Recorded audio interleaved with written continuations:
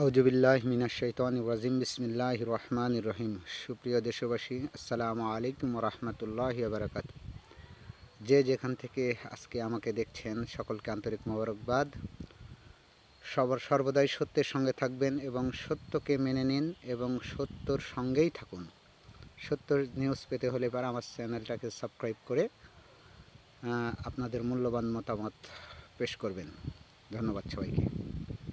গতকাল অনলাইনে দেখলাম যে বিএনপির যুগ্ম মহাসচিব জনাব রুহুল কবির রিজভী সাহেব তিনি এক সংবাদ সম্মেলনে বিশেষ করে জামাত ইসলামের উপর তার নাম না করে তিনি তাদের উদ্দেশ্যে কিছু কথা বলেছেন। তার বিরুদ্ধে যেসব অভিযোগগুলো তিনি এনেছেন, চলুন আমরা সেই অভিযোগগুলো শুনে আসি। আমি সেই রাজনৈতিক দলটিকে বলতে চাই, খুব নীরবে নিভৃতে সবকিছু অপকর্মের সাথে আপনারা জড়িত। আমার জনগণ তো এটাও জানে, খুর লীগ এবং খুর পার্টি এবং পায়ের রক কাটা পার্টি, এরা কারা এদেরকে জনগণ জানে না? কারা পায়ের রক কাটে তাদেরকে তো জনগণ ঠিকই জানে, চেনে। সুতরাং খুব ঘোলা পানিতে মাছ শিকার করার চেষ্টা করছে। আপনাদের ৭১-এর অর্জন কি? আপনারা ৭১-এর বিরোধিতা করেছেন। জিয়াউর রহমান স্বাধীনতা ঘোষণা দিয়েছেন। এই গৌরব বিএনপির, ৭১-এর গৌরব, ৯০-এর গৌরব, এই গৌরব বিএনপির। কারণ সেদিনও আপনারা শেখ হাসিনার সাথে আঘাত করে আপনারা এর সাথে আরেক সংবাদ সম্মেলন হচ্ছে, পরেও আপনারা বলেন যে শেখ হাসিনার সব মাফ করে দেবেন, ভারতের সাথে সম্পর্ক উন্নয়ন করবেন। তো এর মধ্যে দিয়ে তো প্রমাণিত হয় যে আপনারা হচ্ছে ন্যায় নীতির পরোয়া করেন না। আপনারা রাজনীতির নামে ধান্দাবাজি করেন, আপনারা অন্য কিছু করেন না। আপনার দলের প্রধান নেতাদেরকে যারা জুডিশিয়াল প্রক্রিয়ার নামে জুডিশিয়াল কিলিং করলো, তাদেরকে বলছেন আপনারা মাফ করে দেন। তো ধন্যবাদ। আপনারা শুনলেন জনাব রুহুল কবির রিজভীর যে বক্তব্য।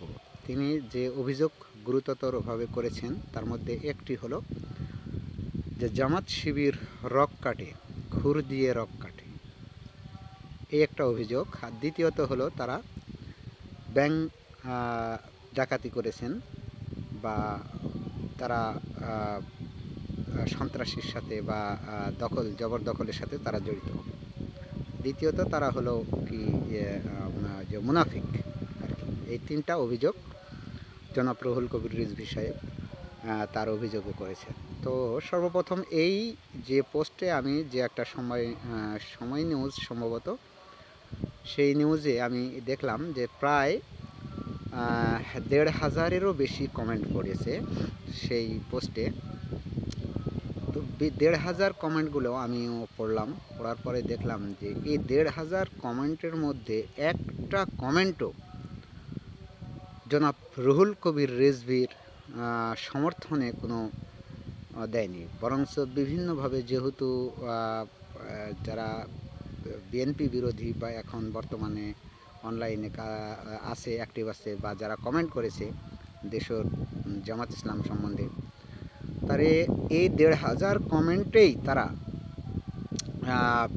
জামাত ইসলামকে সঠিক দল হিসেবে, তার যে বিএনপির যে অভিযোগটা তার সাথে জামাত ইসলামের কোনো নিম্নতম কোনো সম্পর্ক নেই বলেই তারা, বেশি অর্ধেক নয়, সবাই মতামত দিয়েছে।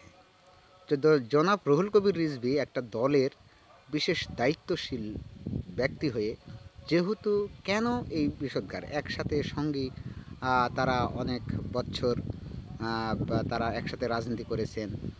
তো এই অপরাধগুলো, তারা যে মুনাফিক বা তারা যে রক্কাটা পার্টি, এটা কি শিবিরেরা কি এই প্রথম ৫ তারিখের পর থেকে করলো, না এটা কি আগেও ছিল? জনাব রুহুল কবির রিজভী সাহেবের যদি আমরা কথাকে সত্য মনে করি, একটা দলের দায়িত্বপ্রাপ্ত লোক, তার যে কথার যে সিরি, মানে কি বলবো আপনাকে, তার সংবাদ সম্মেলনে তাই সে তার জনগণকে, তার দলের লোককে 3বার প্রায় শাট দিয়েছেন, বা 3বার তিনি শাটাশাটি করেছেন যে তোমরা থামো, তোমরা থামো। তিনি ওই কটা লোককেই তিনি থামাতে পারছেন না। আর তিনি একটা দলের যুগ্ম মহাসচিব সহ পদ নিয়ে আসেন। তো যাই হোক, আমি সেটার দিকে যাচ্ছি না। তবে বয়সের কারণেই হোক, আর ভুল করেই হোক, বা বিরোধিতার কারণেই বিরোধিতা করুক, জনাব রুহুল কবির রিজভীর সাথে আমি সম্পূর্ণ বিরোধ মত পোষণ করছি যে তিনি যে অভিযোগ করেছেন তার সাথে জামাত ইসলামের কোনো সম্পর্ক নাই। তো এই যে সম্পর্কগুলো, তিনি বলেছেন যে তারা মুনাফিক। তো মুনাফিক যদি হয় তাহলে তো আপনারা যেহেতু সাথে রেখেছিলেন, মুনাফিককে সাপোর্ট করেছেন, তো আপনারাও তো তারই আওতাতেই পড়েন।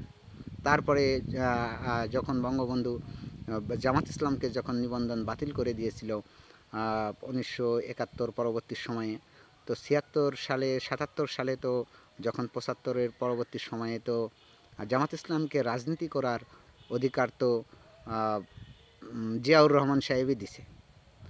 তো মুনাফিক কি এরা নতুন হলো না আগ থেকেই, সেটা আমি রুহুল কবির রিজভী সাহেবের কাছে প্রশ্ন রাখতে চাই, এবং আপনারা যারা আমাকে দেখছেন তারাও এই বিষয়ে কমেন্ট করবেন। তবে তার যে অভিযোগ, সেই অভিযোগগুলো সম্পূর্ণ দেশের মানুষ হাসাহাসি করেছে। যে জামাত ইসলাম বলে যে ইসলামী ব্যাংক দখল করেছে 5 তারিখের পর, এ বিষয়ে জামাত ইসলামের পক্ষ থেকেও একটা বিবৃতি দেওয়া হয়েছে। তাদের মাওলানা রফিকুল ইসলাম খান, একজন জামাত ইসলামের গুরুত্বপূর্ণ নেতা, তিনি বলেছেন যে আসলে মায়ের কুলে ফিরে এসেছে ব্যাংক, ব্যাংক আপন গতিতেই তার মায়ের কুলে ফিরে এসেছে। আর জামাত ইসলামের আমির তার এই প্রসঙ্গে বলেছেন যে নব্য ডাকাতদের কবল থেকে ব্যাংকে রক্ষা করা হয়েছে। তো নব্য ডাকাত বলতে তিনিও কিন্তু খুবই মেধাবী লোক। তিনি হয়তো রুহুল কবির রিজভী সাহেবের মতো এত মানে কি বলবো আপনাকে, যে এত ইয়ের লোক না। তিনি অনেক গভীর একটা কথা যখন থ্রো করে, সে অনেক ভেবে চিন্তেই থ্রো করে। তো খুব দূরদর্শিতা তার মধ্যে আছে। তিনি বলেছেন যে ইসলামী ব্যাংককে নব্য ডাকাতদের হাত থেকে রক্ষা করা হয়েছে। আর যে আপনাদের যেটা খুর দিয়ে তারা যে রক কাটে, এই কথাটা যদি প্রমাণ দেখতে চান আপনারা, যে জামাত ইসলামের বিরুদ্ধে বা সাবিরের বিরুদ্ধে যে তারা খুর দিয়ে রক কাটার যে অভিযোগ দিয়েছেন, আসলেও রুহুল কবির রিজভী কি অনলাইনে বারবার, আমি কালকে সার্চ দিয়ে দিয়েছি যে জামাত ইসলাম রক কাটা বলে সার্চ দিয়েছি, তো যেসব এসেছে তার দ্বারাই প্রমাণিত হয় না। বা আপনারাও ইচ্ছা করলে অনলাইনে চেক করতে পারবেন। আর বিএনপি সম্বন্ধে আমি, যে বিএনপি দ্বন্দ্ব বা বিএনপির যে কর্মীদের আচার আচরণ বলে আমি সার্চ দিয়েছি, তো চলুন দেখা যাক কি বের হয়ে এসেছে। নরসিংদীর 5 দোনায় বিএনপির 2 গ্রুপের সংঘর্ষে চিকিৎসাধীন আলম মিয়ার মৃত্যুর ঘটনায় ঢাকা সিলেট মহাসড়ক অবরোধ করেছে তার কর্মী সমর্থকরা। বিকেলে প্রায় 2 ঘণ্টা ধরে চলে এই অবরোধ। এতে ব্যাহত হয় ঢাকা সিলেট মহাসড়কের যান চলাচল। স্থানীয়রা জানিয়েছেন, গত 17 ডিসেম্বর নরসিংদীর 5 দোনায় আধিপত্য বিস্তারকে কেন্দ্র করে লাল মিয়া মেম্বার ও মুসাদ্দেক গ্রুপের মধ্যে সংঘর্ষ হয়। এতে আলম মিয়া গুলিবিদ্ধ সহ আহত হয় 5 জন। পরে মেডিকেলে চিকিৎসাধীন অবস্থায় আজ আলম মিয়া মারা গেছেন।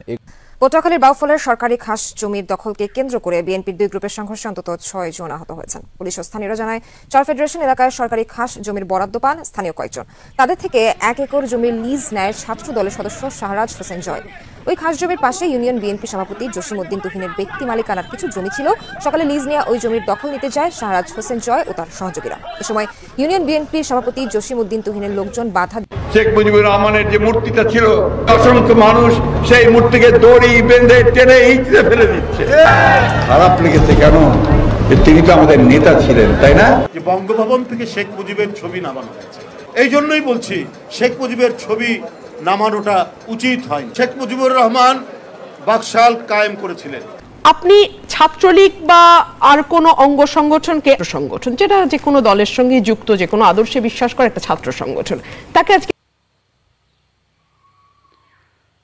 তো সুপ্রিয় দেশবাসী, আপনারা সবাই দেখলেন তো আপনারাই বিবেচনা করবেন যে আসলে বাংলাদেশ জামাত ইসলামের যে বিরুদ্ধে যে রুহুল কবির রিজভী সাহেব যে অভিযোগগুলো করেছেন তার নিম্নতম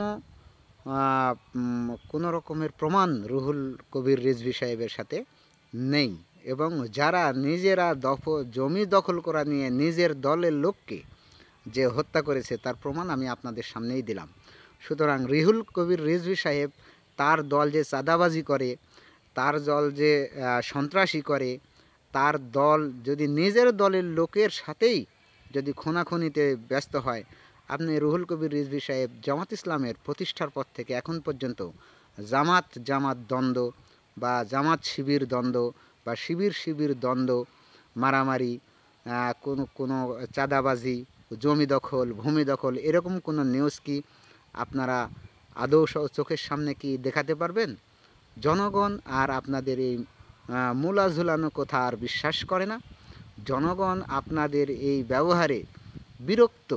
তাই দলীয় শৃঙ্খলা এবং দলীয় আদর্শ, যেহেতু জিয়াউর রহমান সাহেব বিএনপিকে আমিও প্রচুর ভালোবাসি, তো এমন কোনো কথা আপনি এবং এই মির্জা ফখরুল সাহেব এই দুজন দায়িত্বপ্রাপ্ত এবং দলের একটা গুরুত্বপূর্ণ নেতা হওয়ার পরেও আপনারা যে ধরনের বক্তব্য মিডিয়াতে দিচ্ছেন, এ দিয়ে এদেশের জনগণ আপনারা ভোট বাড়ানো তো দূরের কথা আপনার দলের, বরং আপনার দলের ভোট কয়টাই আপনারা টিকাতে পারবেন বলে আমি মনে করি না। এবং এ ধরনের বিবৃতি যদি আর দু চারটা যদি আসে এবছর, তাহলে নির্বাচন আসতে আসতে আপনাদের পরিণতি আওয়ামী লীগের পর্যায়েই যেতে পারে। ধন্যবাদ সবাইকে। আসসালামু আলাইকুম ওয়া রাহমাতুল্লাহি ওয়া বারাকাতুহু।